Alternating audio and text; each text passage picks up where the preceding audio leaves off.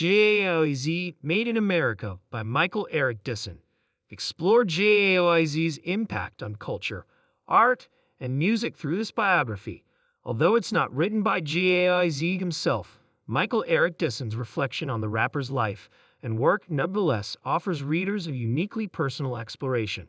Written with reverence and sensitivity, Disson takes us through a tour of what he calls JAOZ's America, positing that the artist has fundamentally shaped the American public's understanding of race, culture, music, and social justice. What's your favorite JAOZ song? Has been an interview question in a variety of scenarios ranging from job interviews to QQ, and as with contestants on popular singing competitions like The Voice. That's just how iconic JAOZ is. But even though everyone knows his music, many people don't know as much as they should about the man behind the music, and that's what Michael Eric Disson wants to change. That's why this book is devoted to exploring JAOZ in his many underappreciated forms, such as author, intellectual, and activist, because if you thought he was just a talented rapper, it's time to think again. Chapter 1. The Making of a Legend. Have you ever heard that old cliché that says life is 10% what happens to you and 90% what you make of it? Well, like most platitudes, it's become trite for a reason, because it really is true, and nothing proves that truth more poignantly than the story of JAOZ's life. In many ways, his origin story is similar to that of many other young black men born in America, because although we'd like to think we've evolved since the days of slavery and Jim Crow laws, which claimed they kept black and white people separate but equal, but really just found new ways to discriminate against African Americans, the truth is that we're not quite as progressive as we think.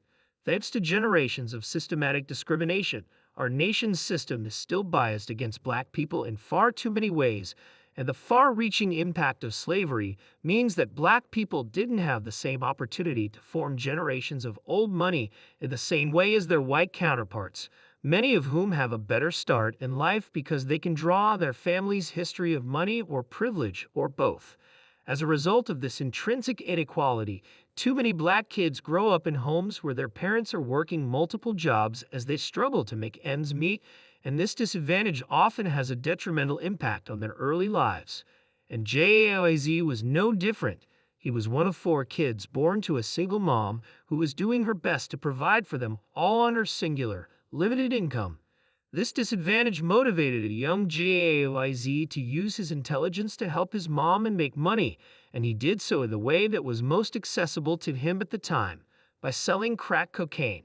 This, of course, was a significant risk, and JAOZ was lucky in the fact that he avoided the fate of many of his young acquaintances who ended up in jail for doing exactly the same thing. And indeed, his story might have turned out very differently had it not been for one saving grace: his talent and obsession with music. This talent quite literally saved his life because he recognized that if he worked hard enough, it could take him places. So he changed his focus and poured all his energy into his music, pursuing it relentlessly until he crafted his first album. But he didn't stop there. His next challenge was finding someone who would offer him a record deal, but despite his determination, no one would support him. So JAOZ threw himself into beating one more hurdle by developing his very own record label and producing his first album by himself. Disson asserts that this is the difference between a blind hustler, someone who uses his combination of savvy and smarts to get by in a disadvantaged economy by selling contraband items like drugs, and a bright hustler, someone who uses those same skills to become a force for positive change. And one of the best things about JAOZ is his commitment to his roots. Rather than rejecting his former life or family in the face of national acclaim, he uses his past struggles to inform his current work and keep him humble, grateful, and determined to make the world a better place. Although there are multiple examples of this in JAOZ's life that we could point to, perhaps one of the most heartwarming is his commitment to mentoring other young rappers, because when artists like Drake and Lil Wayne were first starting out, JAOZ recognized that they were in the exact same place he had been years ago, and he used his position of influence to support and encourage other talented black men. Chapter 2. Making Your Message Accessible. As anyone who's ever listened to music knows, it can be tough to create hits that everybody wants to dance to that also have something important to say. That's because, unfortunately, well-crafted music with valuable messages about life and politics rarely make it to the list of top 50 hits. This forces a number of artists to choose between remaining authentic and selling out in order to achieve fame. But Jay-Z somehow managed to do both. He accomplished this by deciding early on in his career that he wanted to create music people would enjoy, and he wanted to connect with as many people as possible. So, in order to achieve this goal, he decided to start with a baseline of party tracks that made people want to dance and establish himself this way first. But once he'd secured his reputation as an artist people liked, he knew he had given himself room to experiment and slip songs with messages that mattered in between the party hits. This strategy successfully gave him the opportunity to reach a wide variety of people and create music that stayed true to his values, and he's only gotten better and better at it with time. For example, although it's hardly a feel-good dance tune, pretty much everybody is familiar with his song Minority Report, which documents the treatment of the African American population in the wake of Hurricane Katrina and attacks our system's habit of privileging white lives. Similarly, one of his early hits, Young, Gifted, Black, investigates the struggle of succeeding in a culture that prioritizes white talent. Chapter 3. Rappers are poets too. Have you ever noticed how gatekeeping and elitist ideology shape our education system? Sadly, it's the kind of logic that prioritizes what's considered high literature. Think Shakespeare, Dickens, Keats, and classical music, Mozart, Beethoven, etc., over other works that might be equally valid, even if they're not accepted in the historically acceptable canon. This is precisely the attitude that keeps rappers from being considered as poets and discourages analyzing their lyrics alongside those of classical poets. But that bias needs to change, and no artist provides a greater case for that than Jay-Z. Because if you take a closer look at his lyrics, you'll realize the genuine intelligence and artistry that went into shaping them. You might notice, for example, that he uses metaphors which are every bit as poetic and valid as those of Homer, and that his rhymes and wordplay ought not be dismissed as slang. Instead, they're characterized by sharp political observations which are delivered in a culturally relatable way. And if that doesn't strike you as impressive enough, what about the fact that he not only spends hours perfecting his lyrics in his head, he never writes down any of them? The sheer intelligence and mental fortitude alone ought to earn him some respect from his detractors. And in fact, his practices take on an even more poignant significance when you consider that he's actually continuing a long-standing African-American tradition of oral storytelling. Because many black people were historically deprived of the right to read and write, they had no other method of conveying their stories, songs, and recipes to one another, and thus a lifetime of complex and heartful poetry was passed from generation to generation without ever being written on a page. So with this in mind, we can consider that not only is Jay-Z a valid and talented artist, his practices have deep sociocultural significance as well. One such example of his talent can be found in a line from his song, Public Service Announcement, in which he sings, "Flyer than a piece of paper bearing my name."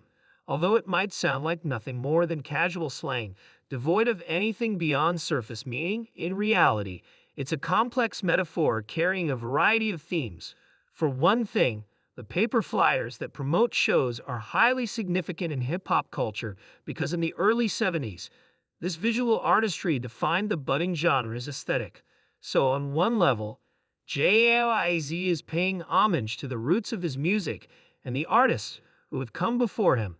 But the term flyer also reaches back through the ages, invoking the reverence of flying away and this concept's role in African American culture during a time when slaves dreamed of being free like birds, able to soar above the plantations that imprisoned them.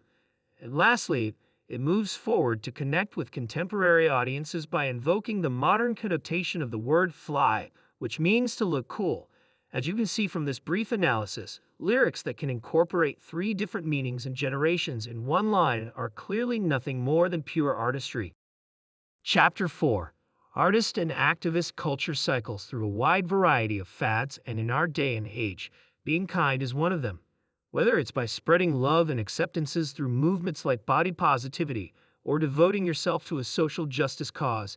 It's cool to be kind right now, and while kindness is a fantastic fad to have, it's unfortunate that many people don't put their money where their mouth is.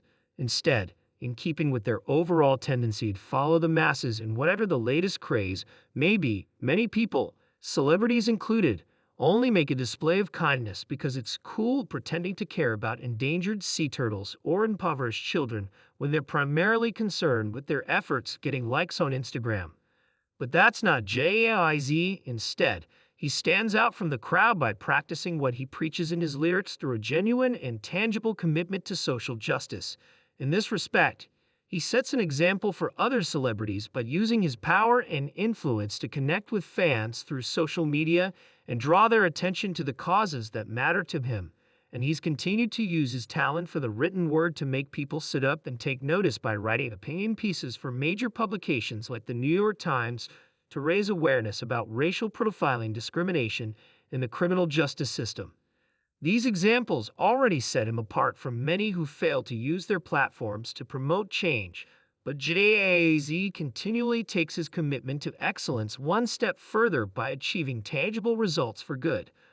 For where many are content to simply spread their ideas without actually getting involved with a cause, Jay-Z isn't content to pay lip service to the causes that matter to him.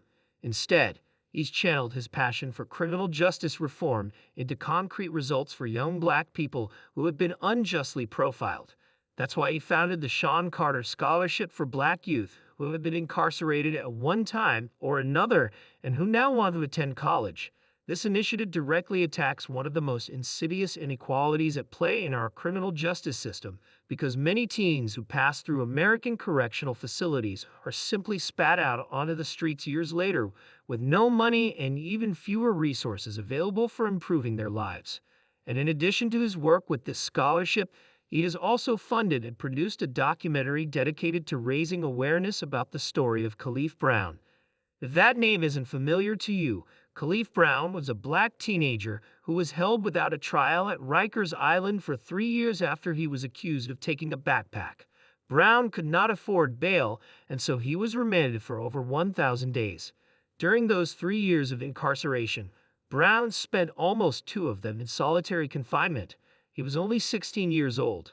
Although the devastating effects of solitary confinement are well documented, the United States prison system has not yet discontinued this treatment as a form of punishment.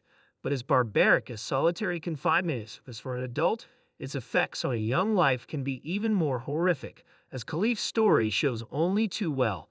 After he was finally released from prison, he struggled with debilitating mental health problems, even though he had no history of depression or any other form of mental illness prior to his incarceration. Although he was determined to continue his education, which had been so brutally disrupted, the confined spaces of his community college classroom triggered panic attacks that caused him great distress. And after years of systematic abuse at the hands of guards and other prisoners alike, he was left jumpy and paranoid, even throwing out his new TV because he worried it was watching him. Tragically, one day it all got to be too much and Kalief made the decision to end his life.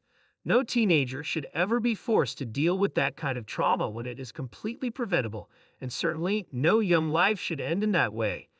Jay-Z recognizes that, and so he used his significant resources and creativity to highlight the abuse Kalief suffered and craft a documentary that demands criminal justice reform, combined with his other forays into philanthropy like providing housing for people affected by Hurricane Katrina or securing attorneys for arrested members of the Black Lives Matter movement. It's readily apparent that Jay-Z is a powerful force for good who has left an indelible impact on our culture.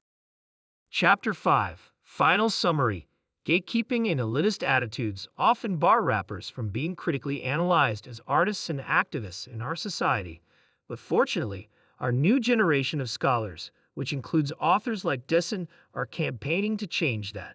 By conducting a critical analysis of Jay-Z and his contributions to culture, music, and politics, Disson advocates for a holistic representation of the artist, one that encourages readers to appreciate him for his varied talents and impacts. From this portrayal, we can see that Jay-Z is far more than just a rapper. He's a gifted and talented man who perfected the art of the hustle and used his combination of determination and talent to forge a place for himself and for other black artists. In addition to crafting multi-layered lyrics and complex rhymes, Jay has maintained a commitment to the life and people who shaped him and used his position of power and influence to advocate for social justice and black rights.